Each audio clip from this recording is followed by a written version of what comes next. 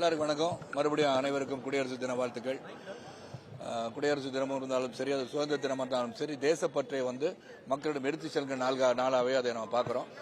அது அம்பேத்கர் அவர்கள் 2 ஆண்டு 11 மாதம்க்கு மேல் அமர்ந்து 7 பேர் குழு கொண்டு ஒரு அரசமைப்பு சட்டத்தை உருவாக்கியவர்கள் என்பது உங்களுக்கு தெரியும்.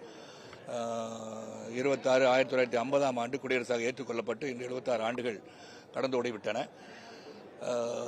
ஒவ்வொரு முறையும் நம்ம தேசத்தை பற்றி பேசும்போது பாரத தேசம் வளர்ச்சியடைந்த நாடாக, வல்லரசு நாடாக உருவாக வேண்டும் என்ற எண்ணத்தில் இன்று பயணித்துக் கொண்டிருக்கிற மோடிஜி அவர்களின் ஆட்சி நமதை மிக விரைவாக முதலாம் இடத்திற்கு, அண்டை அவர்கள் சொன்னது போல 2ஆம் இடத்திற்கு, முதலிடத்திற்கு பொருளாதார அடிப்படையில் உயர்த்துகின்ற அளவில் தேசம் பல திட்டங்களை தீட்டி செயல்படுத்திக் கொண்டிருக்கிறார்கள். குடியரசு தினத்தன்று நமது சகோதர சகோதரிகளுக்கு, நமது பாரதிய ஜனதா கட்சியின் சகோதர சகோதரிகள் கடுமையாக உழைத்து 2026 சிறந்த ஒரு ஆட்சியை தமிழகத்தில் உருவாக்க பாடுபட வேண்டும் என்று சபதம் ஏற்போம் என்ற செய்தியை மட்டும் இங்கே நான் சொல்ல கடமைப்பட்டிருக்கிறேன். சார், இப்போ அரிட்டாப்பட்டி விவகாரத்தை இன்னைக்கு தமிழ்நாடு அரசு முதலமைச்சர் பாராட்டு விழா நடக்குது, மதுரைக்கு போறாரு. எப்படி பாருங்கன்னா, ஒரு புறத்தில் பாஜக அந்த மாநிலத்தில் அண்ணாமலையை கொண்டு போய் அந்த குழுவை சந்திக்க வச்சாரு, அவர் தான் பார்த்தீங்கன்னா அங்கே இது பண்ணாங்க அப்படின்னு சொல்லிட்டு இருக்காங்க.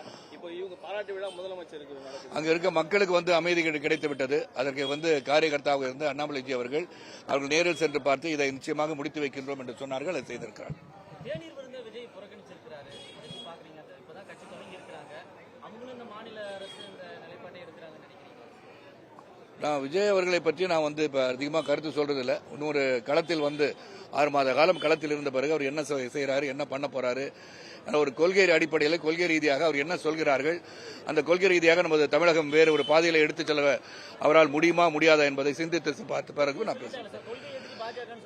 கொள்கை எதிரி பாஜக ஒட்டுமொத்தமாக சொல்லிட்டாங்க. எதற்காக எதிர்க்க வேண்டும் என்ற கேள்விகள் எல்லாம் இன்று குடியரசு தினத்தன்று அதை சொல்ல வேண்டாம் என்று நினைக்கின்றேன்.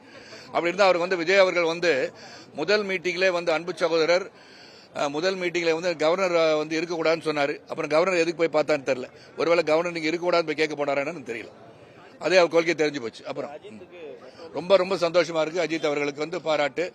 நான் ஏற்கனவே இந்த கார் ரேஸ்ல போயிட்டு ஒரு ஆக்சிடென்ட் ஆன பிறகும் மறுபடியும் அந்த டீம் வெற்றி பெற வேண்டும் என்ற எண்ணத்திலே சிறந்த முறையிலே அதை வழிநடத்தி சென்றிருக்கிறார். அவருக்கு கிடைத்த விருது பாரத பிரதமர் அவர்கள் இங்கே 13 பேருக்கு இங்கே விருது கிடைச்சிருக்கு. 139 பேர் இந்தியா தழுவி கிடைத்த அனைவருக்கும் எங்கள் பாராட்டுகளை தெரிவித்துக் கொள்கின்றேன். செய்திகளை உடனுக்குடனும் துல்லியமாகவும் தெரிந்து கொள்ள சப்ஸ்கிரைப் பண்ணுங்க.